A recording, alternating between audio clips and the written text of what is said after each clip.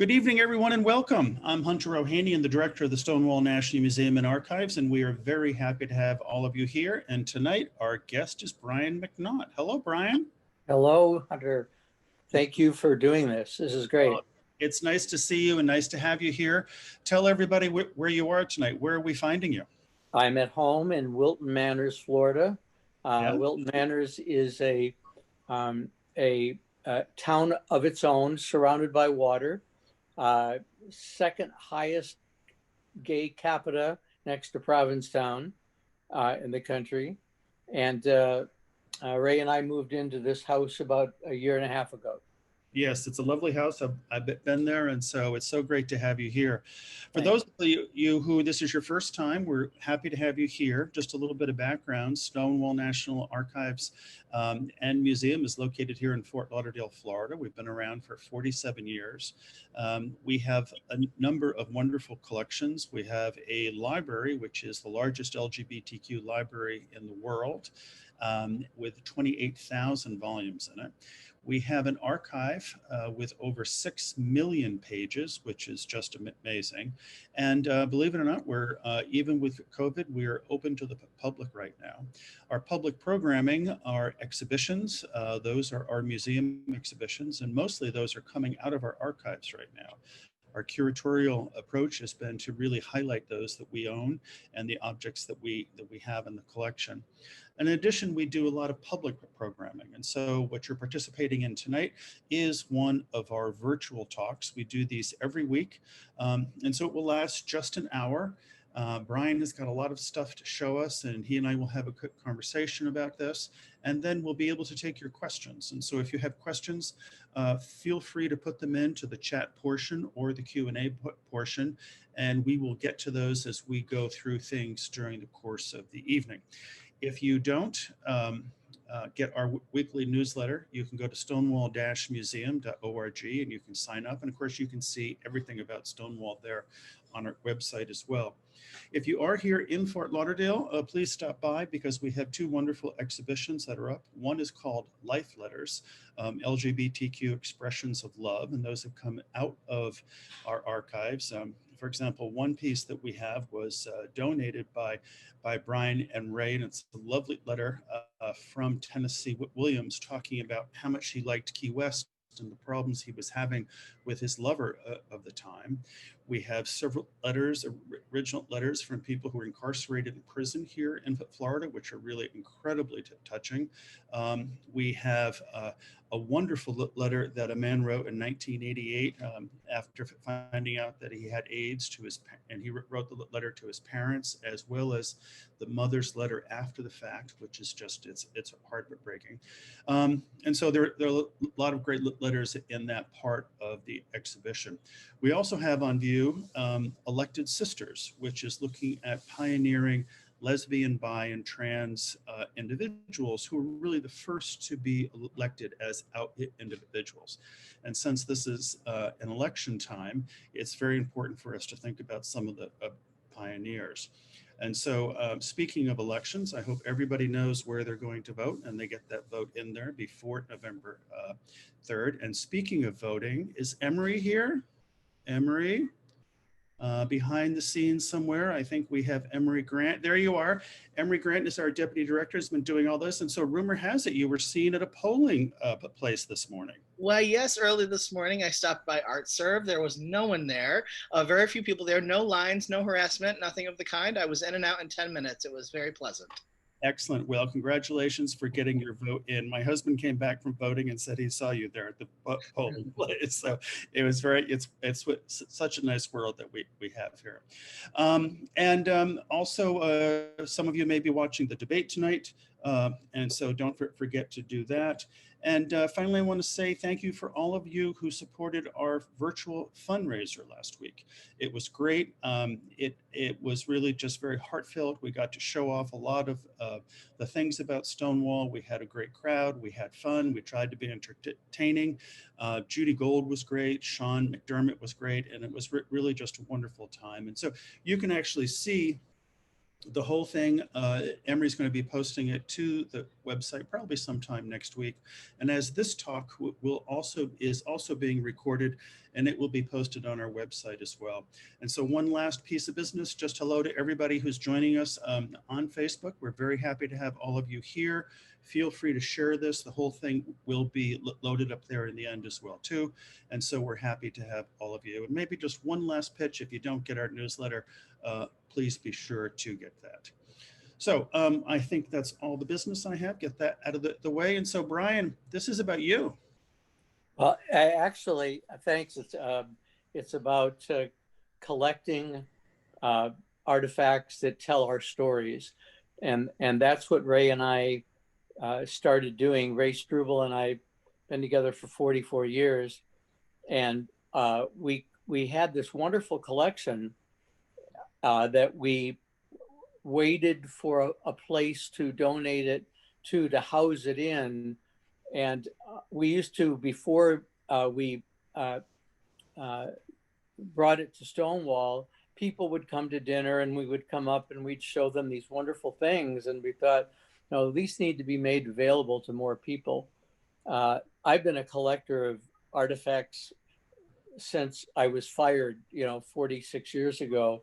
I've always had a cardboard box next to my desk, and every letter I got, I would just, throw it into the box after I answered it. And all of those boxes, over 100 of them, were sent to Cornell University's Human Sexuality Archive. That was before I became familiar with Stonewall. But Stonewall was the place that we decided to help support the creation of a museum. And we're pretty proud of our collection. Well, you've done a great job. You've done a great job over the years. And let's just give the audience, for those of you who don't know Brian, just a little bit of a background here. Brian earned his BA in journalism from Marquette University, and he is certified by the American Association of Sex Educators, Counselors, and Therapists as a sexuality educator. And since 1974, Brian has drawn on his personal experiences and skills as a thinker and communicator and empath and sexuality educator to help audiences understand what it's like to grow up gay and to deal with common daily challenges faced by all of us in the LGBTQ community, whether it's at home, at church, at work, or in their neighborhoods anywhere around the world. And Brian is also the author of 7 books on LGBTQ issues and has addressed hundreds of professionals and university audiences from around the world. So, of course, we're very happy to have you here. So you started right in there, which is great, which is about collecting. And you told me the other day that you've been collecting for over 40 years. Yeah. Tell me a little bit about how you started collecting. What do you think made that happen? I've always been fascinated with antiques. I had an aunt who took us antiquing when we were little, and fascinated when I'd find a book that had somebody's name in it. They became present in a way that they wouldn't have if the signatures are so personal.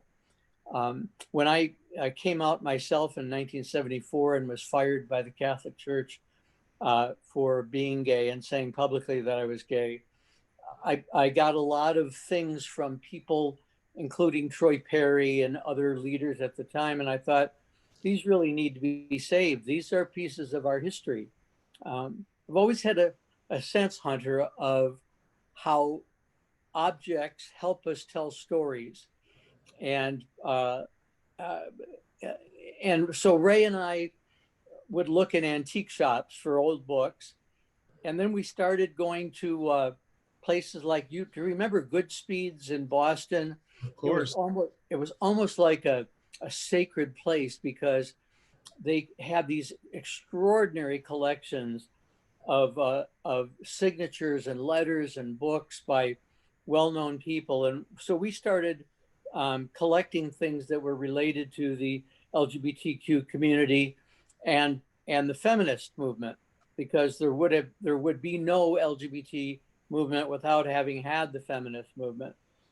Susan B. Anthony and Lucretia Mott and Elizabeth Cady Stanton and Lucy Stone. You know, those were all real heroes that challenged gender roles. And I think it really laid the path for us to us come forward and say who we were. So some of our collection is from the feminist movement. In fact, we have a wonderful 4-page handwritten letter from Susan B. Anthony inviting a friend. His name is Parker. What was it? Parker Posey, to a collection of all of the leaders of the feminist movement who were gathering in Washington, D.C. to celebrate the 40th anniversary of the movement. And, women did not get the right to vote until after Susan B. Anthony died. But this letter of hers inviting her friend excitedly to this gathering was pretty cool. Do you mind if I share some of that? No, I think it's great. I think that's the letter to Parker Pillsbury. Pillsbury. Let me show you Yep. if I can. Maybe Emery has also but here's I'm going to just turn this. Can you see?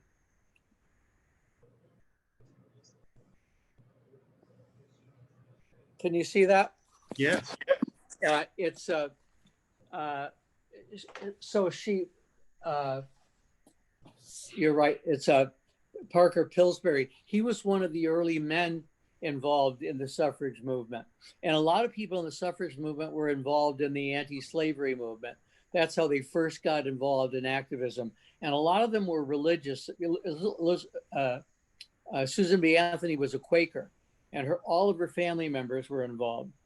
Incidentally, Hunter, Susan B. Anthony, she made up that middle initial. She and her sister decided it was cool to have a middle name, so she took a B for her uncle's last name that she didn't really like, but so she kept it to a B. But she says, listen to this. She says, Mr. and Mrs. Pillsbury and their Helen, it's my pleasure to cordially invite you, beg you, 3 good people to attend the council as per the call enclosed. The latter, as a young person, wants to see what has come of the 40 years and more demand of her father and mother and others, shoutings for equality of rights for women, while the former 2 are specially wanted to be with the few who are left on this side of the big river, who belong to the class called pioneers. The Saturday AM session, March 21st, is to be denoted to the Conference of the Pioneers. And I want not only that Parker Pillsbury and his wife shall sit on the stage at that session, but that the Parker Pillsbury of old revolution shall say one of his best 10 minutes that he has ever in his life said. There will be very few women and fewer men to sit together that morning, but we hope as many as possible will be there. Mrs. Stanton will, of course, preside, and Lucy Stone is to make the first 30 minutes. And I will hope 10 or 15 after that, and 10-minute speeches. All shall be written, dear freshly afflicted Mrs. White, and asked her to pass the invitation on to dear Mrs. Morrill. She goes on, and it was such excitement that all of these pioneers are going to gather in Washington, D.C. And so this is written. The other thing, Hunter, is that it's written in her script. You know, we don't do that anymore. You know, they don't teach the Palmer method or handwriting anymore in schools. A lot of us older people, when we write notes to our grandnieces and nephews, they have to be read by their parents to them because they don't understand this script. But the script is so beautiful and it's so personal and individual. So the letter from Susan B. Anthony was something that we're pretty excited about. No, it's wonderful. And it's wonderful to be speaking about Susan B. Anthony as we are this year celebrating the centennial of the beginning of rights for women to vote. Of course, we know they all didn't get it at that point, but it's a very good and very important time for us to be able to be celebrating this. And they one of the things I learned too in reading is that the women's movement struggled with each other the same way we have in our own community, and the Black community did with Martin Luther King and Malcolm X. I mean, the struggles between what style are we going to go? In fact, Susan B. Anthony opposed legislation that was giving the vote to Black men because she said, as transgender people have said to us, no, we have to do it together. Everybody has to get the vote together, not just one group. And she and Lucy Stone were at odds with each other, which I never knew. You know, you kind of think of these all people marching together, but all of us have struggled, and that's why our stories today have to be kept too, because 100 years from now, they're going to be saying, oh my God, look at this video of Brian and Hunter talking, and, you know, and there's Emery in the background putting up the slides. That's so cool. And all these incredible people who were listening in at the time. I have another one that I'll show you if I can. It's really true, and very important for us to be thinking about the historic aspect of all this. So let's take a look at that painting that you have there. This is really unique. I tried to find if there was any other paintings of Sappho that look like this. This is a painting of Sappho, okay, from Germany, all hand painted. It's on a tile. It's signed. For those who don't know, Sappho was the most famous Greek lyric poet of her time, 500 BC. She lived on the Isle of Lesbos. She came from a wealthy family. We don't have many examples of her poetry today, but her poems were always read with music. That's why it was called lyric poetry. But I drove many miles to a Skinner auction to bid on this piece, and there were lots of bids. I was shocked. But on the back, you'll see that, if you can, that it actually says Sappho on the back of the tile here. Can you see that? Yep, I can. Yep. So anyway, it's a really wonderful piece that I'm pretty excited about. But that, you know, we collected because I went to an auction and I bought it. We have a framed picture. This is, Ray and I made note cards out of some of the artifacts that we donated to Stonewall. This is a picture of Radcliffe Hall. Now, Radcliffe Hall wrote the book Well of Loneliness, which is one of the most famous books on lesbianism. She was an English writer. This was her, Well of Loneliness was her most famous book. She's one of our earliest examples of cross-dressing. She always wore men's clothing, and she preferred to be called John as opposed to Radcliffe. And she had several affairs with famous women. But the photograph that we have of Radcliffe Hall is inscribed at the bottom by her to her cousin. It was a personalized piece. Wonderful. Pretty exciting. We have a really remarkable letter by a man who is not somebody that we would hail as our hero. He was a friend of Adolf Hitler. He was actually Hitler's best friend. His name was Ernest Röhm, and he headed up a group like the Proud Boys in the US. They were militant, and they numbered 3 million at one time. He was one of the earliest Nazis, and he was described by his peers. His group was called the SA, and it was a storm battalion, and they would step in. They weren't the military; they were a militia, and the military was really threatened by them. They were often called the brown shirts, but Ernest Gunther Röhm was the only person to call Hitler by his first name, Adolf. And they were very close, and he actually enabled Hitler to make his rise, but he was an open homosexual. And we have a letter from him to a boyfriend. The letter was written in 1926. And in 1932, a German newspaper got a hold of a bunch of Röhm's love letters and published them to discredit him as a homosexual, because corporations were telling Hitler, and they were big supporters of Hitler, that you have to stop this guy because he's supporting the workers as opposed to the strike breakers. And the military said you have to stop this guy because he wants too much power and he's threatening us. And so Hitler initiated what was called the Night of the Long Knives, in which they went out and they murdered hundreds of members of the SA, and they took Ernest Röhm prisoner. They put him in jail.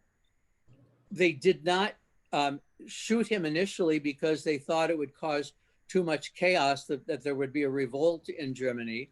So they gave him a gun with one bullet and told him to kill himself. And when they came back, he hadn't done it. He said, if Hitler wants me dead, he can do it himself. And so they shot him. And he was only like 47 years old at the time. But so this letter, and I won't read it all to you, but it starts off to his boyfriend saying, dirty brat, I have just received your dear letter and responded immediately. You are right. It is a scandal that I have addressed you in a formal manner, and it will not happen again, you naughty piggy boy. And so he goes on and on talking. And so why is this important? Well, for me, it's important because it's testimony to the fact that homosexuality was tolerated in Nazi Germany by Adolf Hitler until it became inconvenient. And when they killed Röhm, because he was a threat militarily, not because of his homosexuality, they used his homosexuality and that of some of the other SA officers as the reason, the decadence of these people. And he's not certainly a hero of mine, but he's testimony that we existed in all different shapes and forms in life. And somebody who was an authority on the Holocaust came to the Stonewall Museum and was delightfully shocked that we were in possession of this letter. It's just great. And to see, and you were talking about writing in cursive writing before as well too. The letter, the handwriting on the letter, I think, as people just saw in some of those slides of it, is really beautiful to see as well. Yeah, it is beautiful to see. And, and today, when so many people, their signature is just a scratch mark, yeah, that, could be, perpendicular lines or horizontal lines. People were careful about writing their name. Susan B. Anthony's name is very clear, as is Ernest Röhm's name is very clear, which is, I think, pretty exciting, because the energy from these people, I think, is present in the artifacts that we have from their lives. Yes. It's pretty amazing. You and Ray have done a great job collecting all these. Can we see the next one? Yes, this one is a more personal, and it's has some contemporary meaning, and that is the letter that the bishops in Detroit wrote to me. Let's see if I can get you to see this. Did I lose you? No, you're back. You're okay, good. I don't know if you can see this. This is from the Archdiocese of Detroit. Can you see it? Yes. Okay. So why is this important? Well, this letter was written by bishops in Detroit to end my hunger strike. In 1974, I wrote a column. I was a weekly columnist for the newspaper, Catholic newspaper in Detroit. And I wrote, gay or straight, love is the goal. And I quoted a Catholic priest who said, gay is good for gays, bi is good for bis, and straight is good for straights, right? And so, and it created this huge uproar in Detroit. The Archbishop, the Cardinal, wrote a letter to every family. Every priest had to read from the pulpit on Sunday a letter that said Brian McNaught is wrong. Homosexuality is not okay, right? So what do we have now? 46 years later, Pope Francis says that gay people ought to be able to be in civil unions, and that gay people ought to be able to have their own families. Now, this is extraordinary. I know. It's just amazing. It's like suddenly the Vatican says the Earth is round after all. Well, Hunter, I wish it was the Vatican. I know. It's not, because it's not.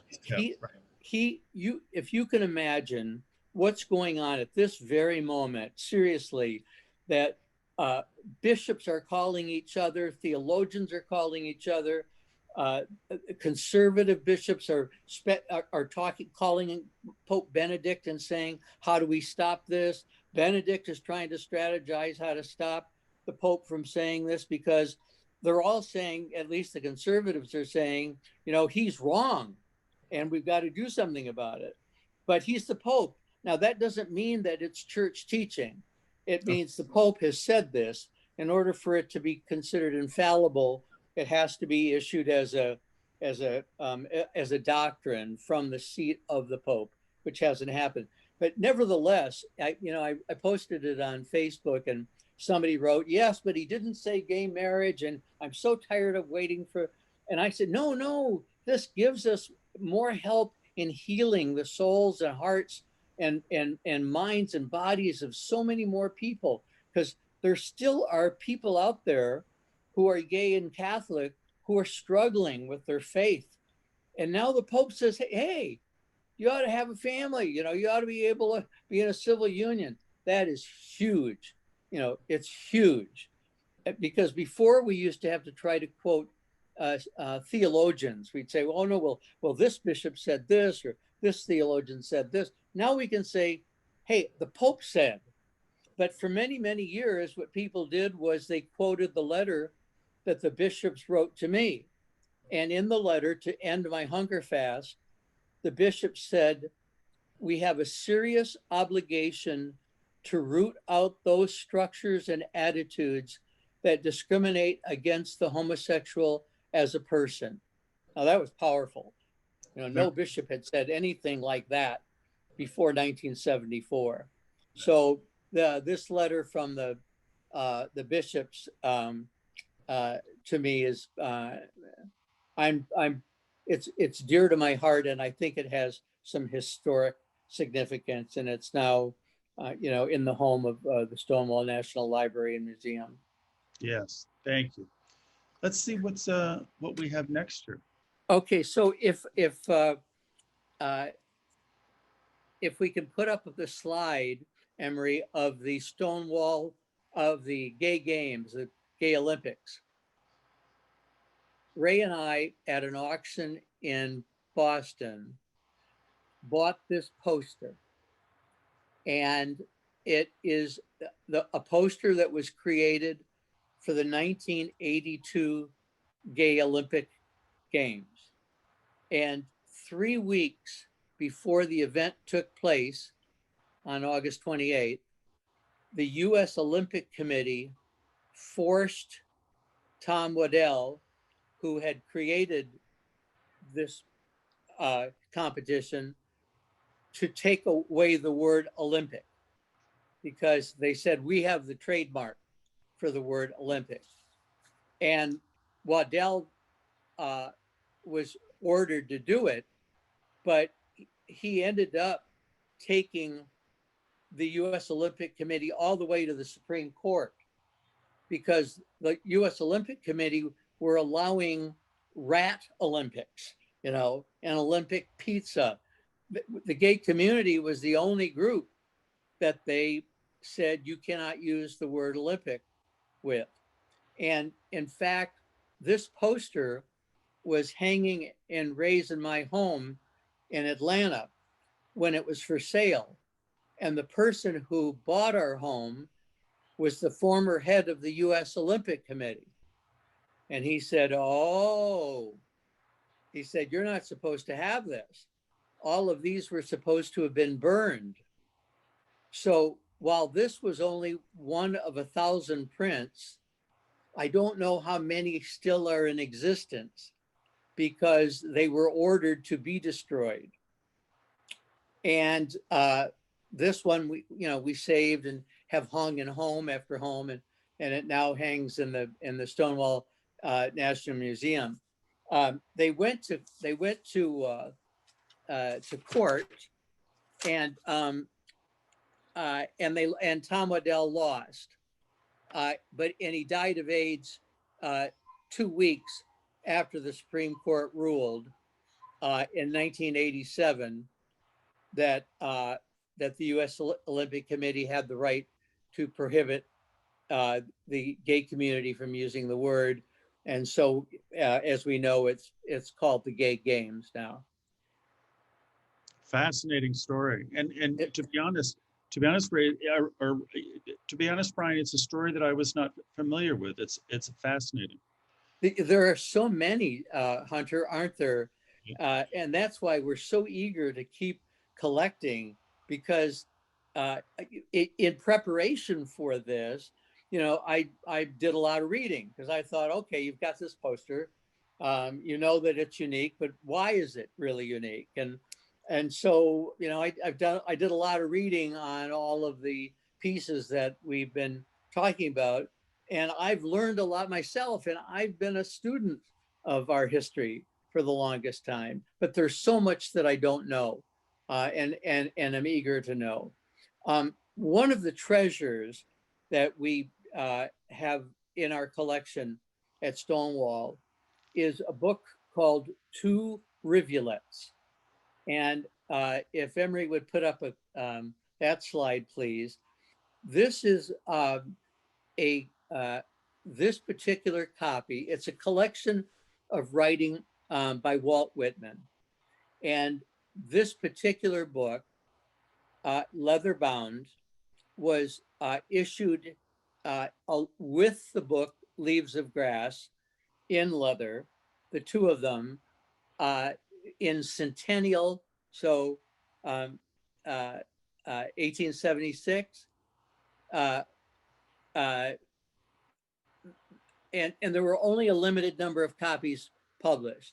This particular copy that we got a hold of at Goodspeed's, I think Ray bought it and gave it. Ray bought most of these things and gave them to me for, Valentine's Day or Christmas or my birthday. This book belonged to Whitman's best friend, and his name was Trowbridge. And on another page, he writes an inscription to Trowbridge. But what makes this particular copy unique, Hunter, is that in 3 different pages, Whitman has crossed out type and written in his own hand changes that he wanted to make at the last minute. And when I did some research on this, I read that he kept editing Leaves of Grass all the way to his death. He kept wanting to make changes to it. He didn't just write it and leave it. He kept thinking, no, I want to say this in a different way. Well, this particular copy that we have, in his own handwriting, Walt Whitman's own handwriting, we have this, we have changes that he wanted to make. And I don't know that he made them in the other 100 copies of the book. So Fascinating. Pretty special. We also have, and I have it here, a note. I'm going to show you this if I can. A note from Gary Studs. You see that the note is written on raised stationery. Okay. So how did this happen? And the note says, I no longer have the slightest idea of how to say thank you. You have gone far above and beyond all call of duty. You are very special friends, and I appreciate your kindness. I can't tell you how much it means. Thanks. With all love, Gary. And Gary Studs was the first openly gay congressperson. You know, some people say it was Barney Frank, and it was not Barney Frank. It was Gary Studs. And Gary was outed in Congress because they discovered that he and another congressman by the name of Crane, there's Gary, had sex with a page 10 years prior. Gary refused to apologize because he said while it was a bad judgment on his part, it was consensual. What no one knew was that in 1982, when they were chasing him down, trying to find him, he was hiding out at Raise in My Apartment. And he was hiding out with the person that he had had the relationship with 10 years prior. No one knows, it's not even in history books that happened. He was with the page 10 years later in our apartment. Ray and I went to our cabin in New Hampshire. I took Gary once with us. When the press, I was the mayor's liaison. This is a good story. We have time, Hunter? Oh, yes. No, you're doing fine. I was the mayor's liaison to the gay and lesbian community from 1982 to 84. And which mayor was that? That was Mayor Kevin White. Thank you. And I was the first person to hold the position as a full-time position. It was the first city to do it. And I met Gary Studs at the first March on Washington. A friend of mine said, "You want to meet Gary Studs?" I said, "Who is he?" He said, "Oh my God, you don't know who he is." I didn't. And if Ted Kennedy wins president, Studs will be Secretary of State. He's head of the Cape and the Islands, and he's on this fishery commission, and he lives at the Watergate. I said, "Oh, the Watergate! I'd love to go to the Watergate." So I said, "Is he gay?" And my friend Billy Damon, who owned a guest house in Provincetown, and I knew him because I was invited to speak at this New England conference in the middle of winter in Provincetown. And I said to Billy, "Is Gary gay?" And he said, "Oh, no one asked that question. Don't ask that question. We're not supposed to talk about it." I said, "Okay." So we got to the Watergate, and I met Gary, and he said, "So, what do you do?" And at the time, I wasn't the liaison yet. I was a columnist in gay newspapers. I had a syndicated column in the gay press.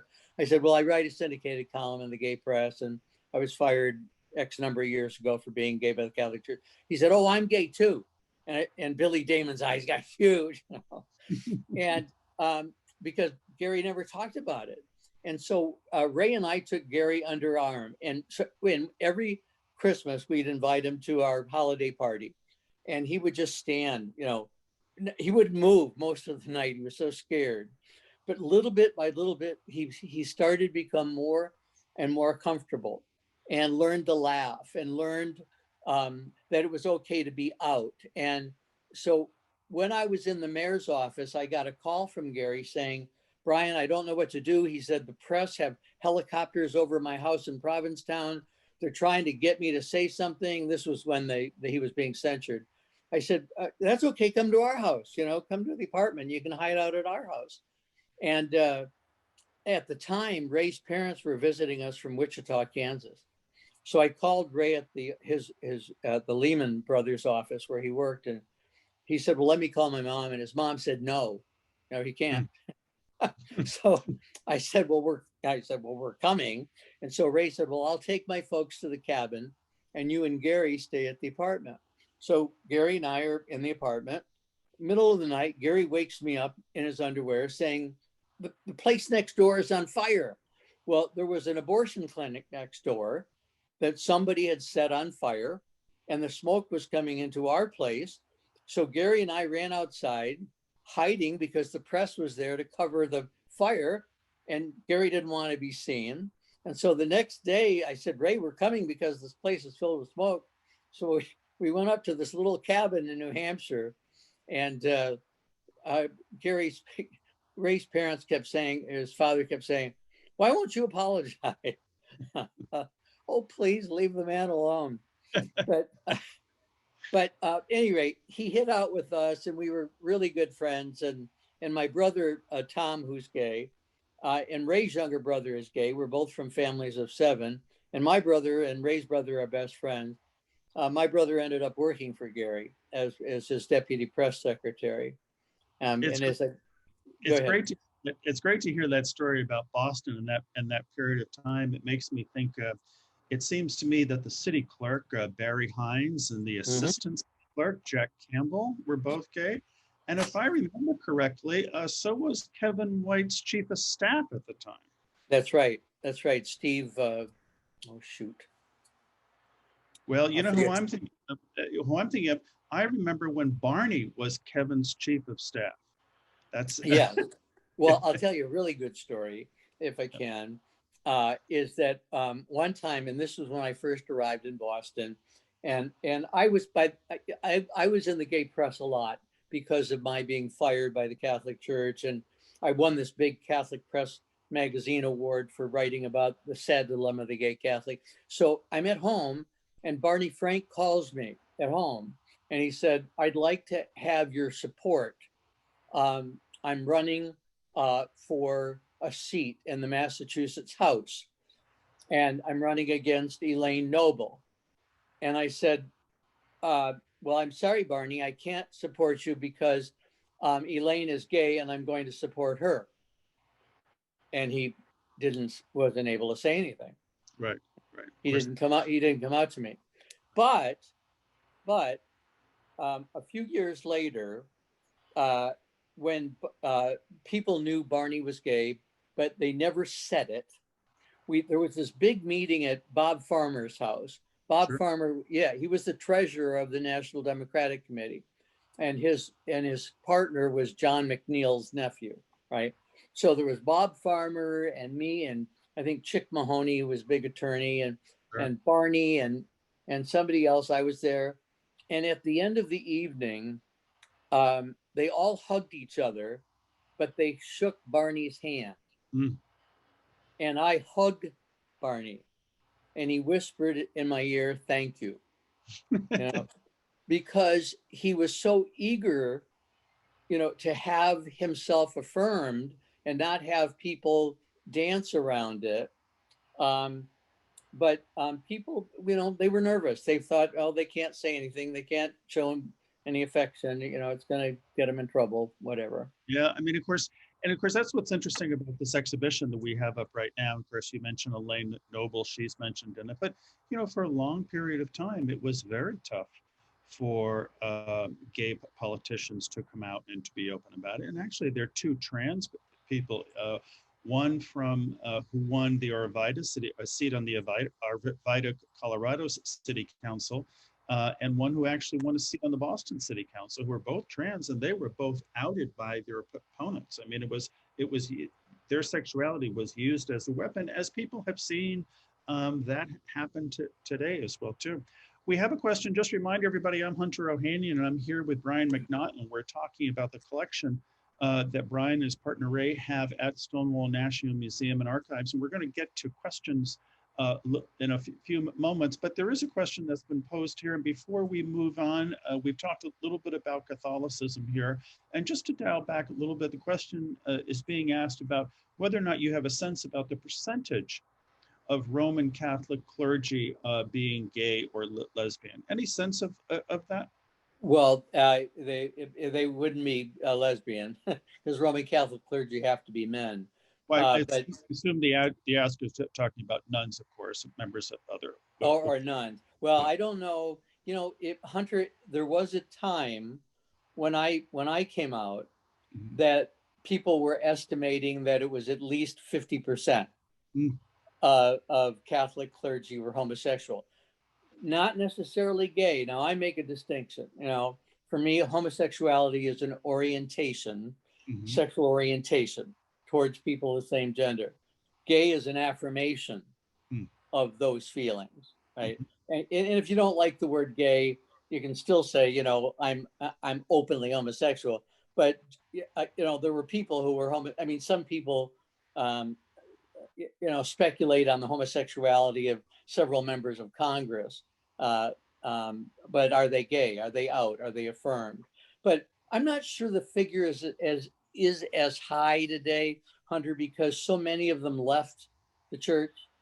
You know, I had a roundtable discussion with the National Archive of LGBTQ religious people, and I said, you know, you have a lot of artifacts from people who have stayed in the denomination, but there are so many of us who have left but are still spiritual, you know, and who are sometimes going to Unity or to a Unitarian church or to, I go to the Center for Spiritual Living in Fort Lauderdale. There's so many of us who are gay, lesbian, bisexual, transgender, and spiritual, but we're not in the denomination anymore. Right. So speculation on how many priests there are, I don't know what the percentage is. I still think it's high. I mean, a lot of us thought it was our only option. Right. You know, we thought we're holy, we're gay, we can't have sex, so go into the, you know. Ray said Ray was studying to be a Holy Cross priest, and it was estimated that 24 of the 26 people in his class had slept with each other.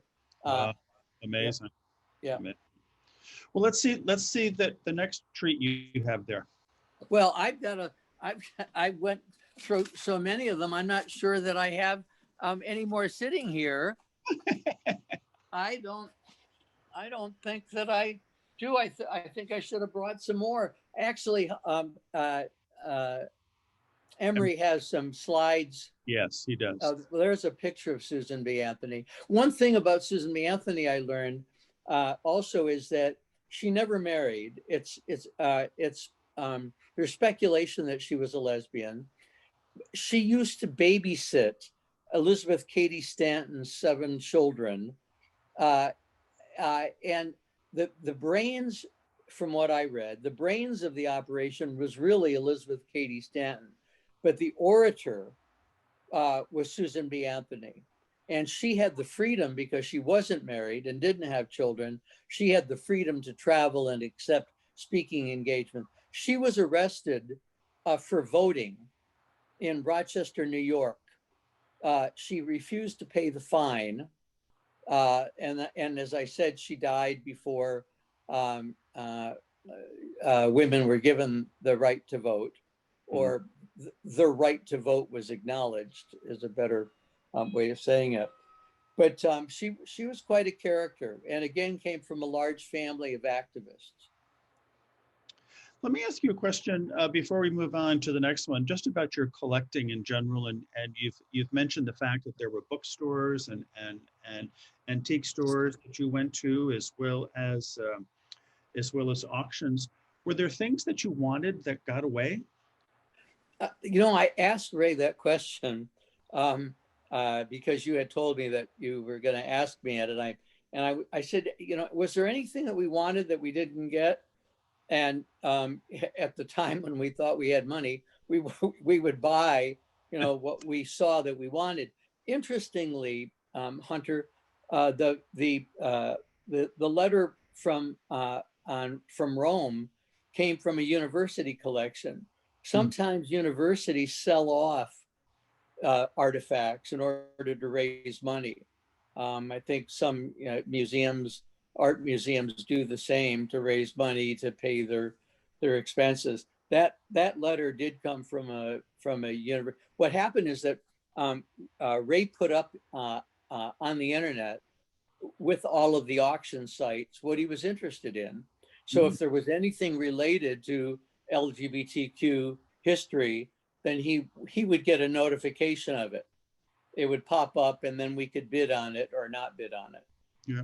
Are you two still collecting and buying now? At this very moment, we're sort of watching our budget, but that doesn't mean that I'm not looking. One of the things I just did, we had 40 volumes of photographs. There's Ray and me kissing at the Bog River in Tupper Lake, New York. That wonderful, handsome man and decent, loving soul that I've been with for these 44 years, and wouldn't be doing what I'm doing without him. That's true, Hunter. Ray made money at Lehman, and I didn't have to make money. So in the beginning, when I would get invited to go speak to places that didn't have any money to pay me, I could go, and not worry about it. Or my syndicated column, I got $20 for each column. So if I wrote, enough to get $100, that was a big deal for me in the early stages. Later, when corporations hired me to travel the world and create safe environments for gay, lesbian, bisexual, transgender employees in their offices, it was easier to make money. But we just donated 40 volumes of photographs, and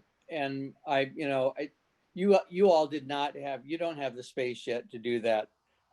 So I sent them to Cornell. They wanted them, but I would go through each one of them, and I would write in my own handwriting, 1 to 4 pages of an annotation of what you're going to find in here. And there are tons of pictures of Elaine Noble, Gary Studds, Barney Frank, a lot of people who were friends who came to the house, had, for a party. We had a big party when we lived in Gloucester, that Barney and Gary and Bob Farmer, all these, Elaine, they were all there. I mean, it was an amazing moment. But so these pictures are pictures that now are, where people are saying, hey, we need your pictures. We need your films. I just donated a bunch of films to Stonewall, and videos. We want your films. Show us your home movies, because this is all history. 100 years from now, they're going to say, what was it like to have a relationship before they had marriage equality? And that's a really important point I just want to underscore, because it's very important for all of these images. And I know a lot of people are getting at a point in their life where they're de-accessioning some of this stuff, and they're going through boxes of photographs, and they're looking at a party that may have happened 30, 40 years ago with a bunch of people. Those things are very, very important. And I keep saying this all the time. It's better to give it to Stonewall or some other archive out there and let us make the decision about whether or not it should be saved, but put it in the hands of an institution who is in conjunction with the donor, who can make a decision about where this is going to fit into the bigger picture. So my plea to many of you out there is, if you have things and you're trying to de-accession some of them that may have shown what Boston, I mean, here we're hearing about Boston, but it could be Boston or Fort Lauderdale or Detroit or Los Angeles or any of these cities, or even small cities or big cities. Those things are very important about preserving our history. We have a couple of quick questions which have popped up here, a kind of a specific one about which university was that ROM letter from. Was it a U.S. university, or was it a university? It was a U.S. University, and I don't think I have the information on on where it came from. Let me check. Well, Wait a second. yeah. It was Alexander Historical Auctions from Maryland, Okay. but it doesn't say where they got it from. But just to give you an idea, I mean, this is just to tell you, give people an idea. It was $2,500 to secure that. Yep. The painting of Sappho was $1,000. Right. But we would go to antique shops and go through the books in a dusty bin, in the back of a New Hampshire antique shop and find tons of books on homosexuality that a closeted person had kept, and they would have titles, and I gave them all, there were we had like 700 books in our Provincetown home. And Stonewall said, okay, these are the ones we're interested in. If they were published before this year, we'll take them, or if they're signed. So I sent all the books to Stonewall. And then I gave 550 to the Provincetown Library. But the real treasures that we would find that, I don't know if Emery has that slide, but I found a pamphlet that doctors were being sent, and they were a collection of letters from homosexual patients and the patients. And so this was the only literature that doctors had to hand out to each other to get some grasp on who are these people who are coming in for therapy or for help, and what are we going to do with them? And shock treatment, ice water, or are we going to help them accept who they are?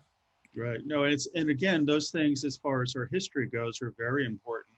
We have another quick question here, and asking you, Brian, what you might say about the often unacknowledged role that gay people have played in preserving history. That's a really, really good question. But what first comes to my mind are those monks, the ones who used to sit patiently and with paint, do the fine lettering of all the scriptures and all the old documents. And when the barbarians were at the gates, these gay little monks, the ones who never acknowledged maybe, but had a sense, of art and history and beauty and importance and sacredness, they're the ones who hid the thing. Interesting. Yeah, and the enemies that we have had, and they're not enemies, they were just ignorant people, frightened people, but so many heterosexual relatives of well-known gay people burned all of the personal letters of their brother or their sister out of embarrassment, right? They didn't want anyone to see these things. And so we've lost a lot in the past because of lack of cultural support and acceptance. But just a real quick story about gay men and sensitivity. I was at the dentist's 2 days ago, and the woman who was telling me how much it was going to cost started talking about her family and talked about her son, who was 16 and has always been an old soul and always liked to talk with adults, and always and after a while I said, if he comes out to you, I want you to know that this is my life's work, because he sounds like a gay boy to me. We gay boys throughout history have been the ones who had a sense that there's something of importance here that we have to protect, that we have to preserve. Does that resonate with you, Hunter? Oh, absolutely. And you're absolutely right. And and just on that topic about things being destroyed, it really brings to my mind two things. In particular, somebody like Sargent or like Eakins, that people who were very successful in the latter part of the 19th century or the 20th century, some of them actually put in their wills that all of their personal papers had to be destroyed because they didn't want a record. They were so worried about their own, and they were right to be worried, but it was such a shameful thing and that they didn't want to have their family to be embarrassed or their reputation to be tarnished. And so those things, that they asked to have those things destroyed. And then the other piece of it, which is so important, certainly in our lifetimes, you think about what happened in the first 5 to 10 years of the AIDS crisis, where families would come in to people's apartments after they died, and anything that was gay, whether it was erotic or anything else, they would just dump it. They would just throw it away because they simply did not want proof that their son or their nephew or their friend or their brother or sister was gay. And Well, we've lost a fair amount of history of our history because of what happened through AIDS and through the 80s and the 90s with things being destroyed. I was trained as a buddy to people with AIDS, and one person when he died, his parents said to me, Jimmy wanted you to be his eulogist. So please, if you would, but you're not allowed to say that he was gay or how he died. Oh, right. And anyway, Brian, it's been great chatting with you. I can't believe this hour went by so fast. And so is it done? Oh my goodness. It's done. So it's great. It's great. You're getting lots of people here sending you love, and they're saying it's so great to see you. They think all this stuff is great. And so since we've reorganized everything on East Sunrise, we have the cases, and a lot of these objects are going to go back in there. But also what's really important for me is hearing so many of these stories. And so I want the wall text and the object labels to tell more of these stories. And so thank you so much for sharing them with us. And so it's it's been great. Yeah. Thank you. We can do it again. Okay, we can do it again. Absolutely. So everyone, thank you. It's been great to have you. Join us next week as well. You can find our schedule at stonewall-museum.org. If you are here in Fort Lauderdale, please come by and see us, see one of the exhibitions. The exhibitions are also available online as well too. And don't forget to vote next week. And I'm going to spend some time tonight watching the debate. Who knows? So good night, everybody. Good night. See you soon. Thank you. Thank you.